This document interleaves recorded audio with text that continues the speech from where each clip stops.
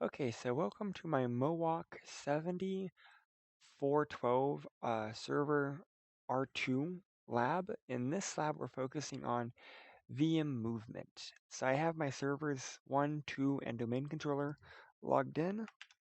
So actually go ahead and get logged into the server. And let's go ahead and make sure we have the hypervisor role installed. Sometimes I'm trying to move faster than the computer does. And so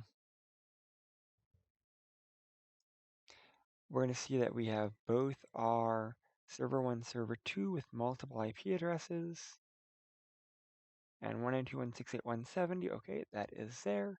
So we're going to be installing hypervisor on our first server.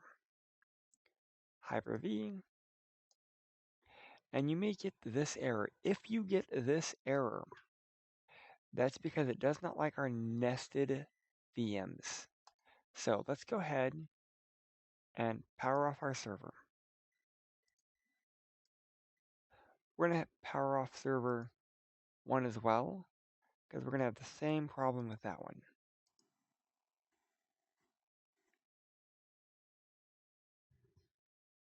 All right, once server 1 and server 2 are powered off, navigate to where they're stored at. So I actually want MOAC, server 1. We're going to be looking at the VMX file. We want to open it in Notepad. More apps. And one thing that we want to make sure is that we add 4 lines of code at the very end. And the lines of code we want to add are going to be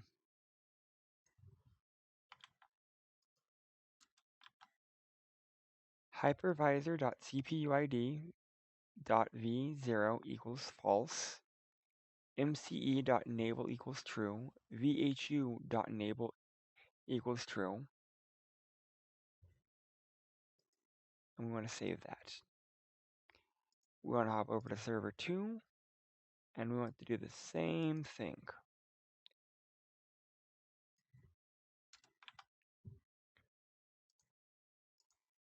Go ahead and power back on both servers.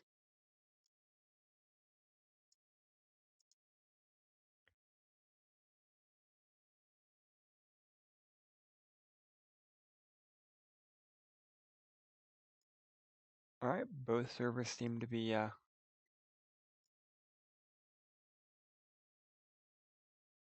logging in okay. All right. Go ahead and shut them down one more time.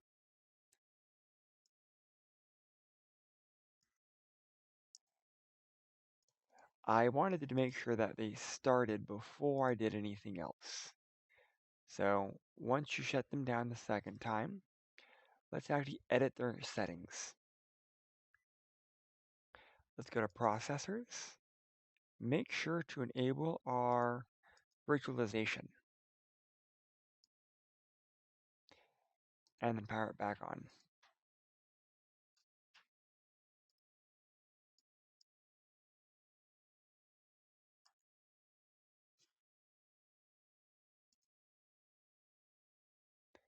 Okay, and from there, install Hyper-V.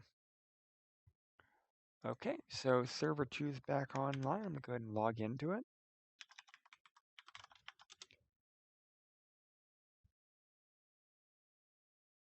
I'm going to go ahead and maximize my screen. It did not like that at all.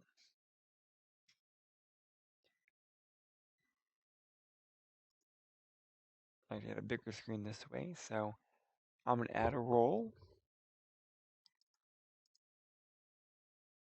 for server 1, or for server 2. I'm on server 2. Hyper-V, yes. Notice now we can actually do that.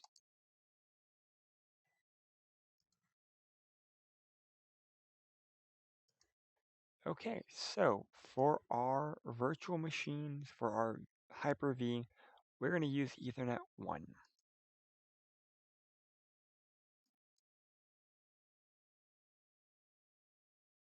We're going to allow the server to send and receive live migration. And we are going to use Kerberos and leave the default location. That's fine. And install. We're going to do the same thing for server 1. Go and get logged into it.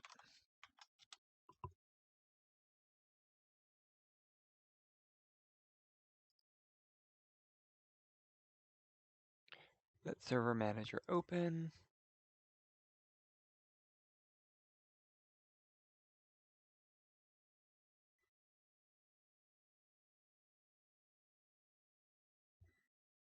And add a role. We're adding it to server 1. Adding Hyper-V.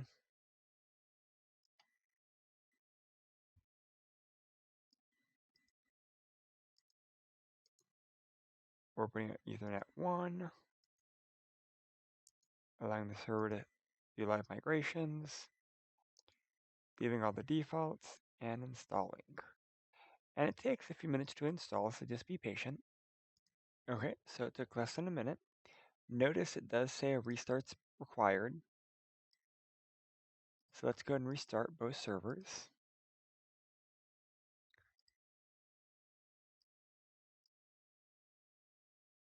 And we need to come back and we need to make sure that we are on server 2. Okay, so my VM's restarted a few times, but less than a few minutes. Let's go ahead and get logged in again. All right, and once we're logged in again, let's go ahead and open up our Hyper-V Manager.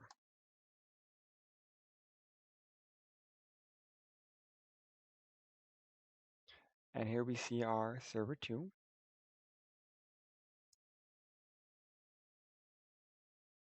What we're going to do is we're going to click on New, Virtual Machine. We are going to be nesting a VM here, so yes. Our VM is going to be called Test VM. We're going to store it in a different location. We're going to put it in a folder on C drive called VM. We're going to select generation 1. We're going to give it 256 megabytes of memory. We're going to use a dynamic memory. Next, we are going to, we could actually set our connection point. We're going to leave a no network adapter for our test VM. We could actually put it to our virtual switch, but we're not going to just yet. We're going to call it testvm.vxd8, and that's fine. We actually want to make this 5 gigs. We'll hit next. We're going to install the operating system later. And here is our general overview. And there is creating the disk, creating everything that we need. And there is our test VM. So we're going to go ahead and see if we can move our VM. So we want to move the VM storage, move the virtual machine storage. That means move only the virtual machine storage to another location. By default, the move all of the virtual machine's data to a single location is selected, and that's fine. The new location, we're going to put it on a new folder called VMware 2.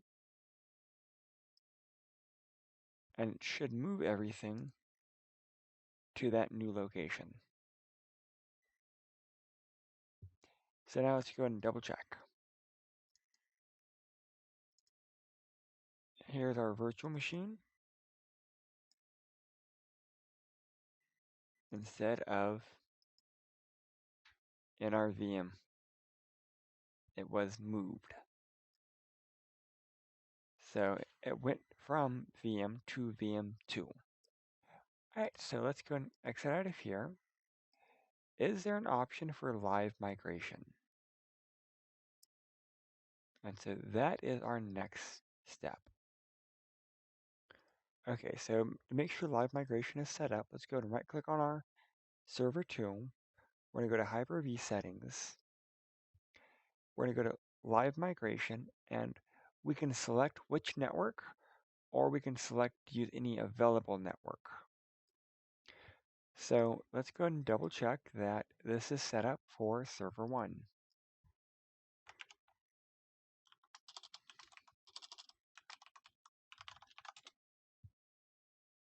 So we want to double check to make sure that live migration is set up on server 1. Tools, Hyper-V, server 1, settings,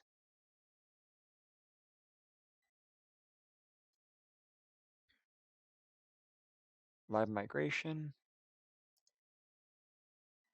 Well, that's weird. It's not showing the second NIC. Even though it's not showing it, that's because it set up a virtual switch. It still has the IPv4 address, but it also set up a new one for the virtualized switch. So that should be fine. But make sure that using a network for live migration, that's fine. Let's hop back over to server 2. And let's right click our test VM. Let's go to move. All right, let's go and just leave the move virtual machine selected. Specification. Let's put server 1. Let's click next. And it's going to ask us, how do we want to move it? Let's go ahead and choose the move the virtual machine's data to a single location. That's by default. Into what folder? Let's go ahead and put it in VM on C drive. Again, this is going to be the folder on server 1. And if we're sure, click finish. And it should perform the move. If the VM was on and live, it should actually migrate with the server on. It may look like it's frozen. You just have to be patient. It is performing the move in the background. And after a few minutes, it actually moved away from server 2. Let's hop over to server 1 to make sure. And lo and behold, there it is. So that's actually how we do our live migration. Next, we can work on copying a VM. So let's go ahead and right click on our test VM. Let's export it. Let's export it to a folder called back, B-A-K, and let's export. Once we've exported it, let's go ahead and right click on our server 1. Let's click on import. Folder, BAK.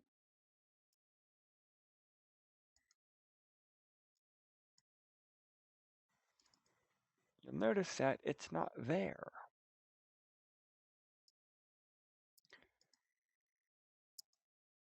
So let's give it a minute so it can actually do its backup. Okay, so I gave it a few minutes. So let's go and import.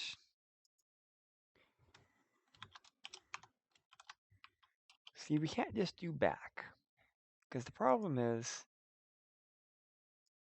there's a folder underneath back that we need to actually select. So if we just did back, it doesn't always work. So now we'll see that our test VM is there. So sure. We could register the VM in place, meaning we'll use the existing unique ID. We could restore the VM using an existing ID. So register, restore, or we could copy it to create a new ID. We're going to choose to copy the VM, creating a new unique ID. Option 3. We're going to go ahead and store in a different location. And we're going to store the virtual machine in a different location. And we are going to put everything to the VMs2 folder.